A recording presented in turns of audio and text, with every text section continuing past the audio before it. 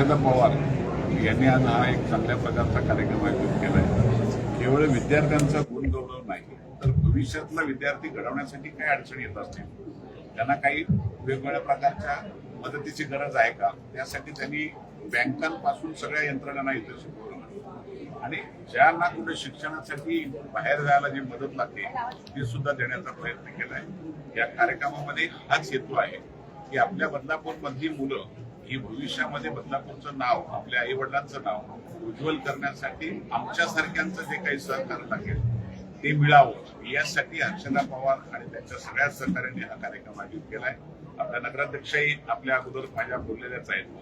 उपनगराध्यक्षा यांनी सुद्धा पूर्ण शहरावर हेच लक्ष केंद्रित केलंय की एज्युकेशनवर भर देऊन आपण आपल्या शहराची दिशा बदलण्याचा प्रयत्न करतोय.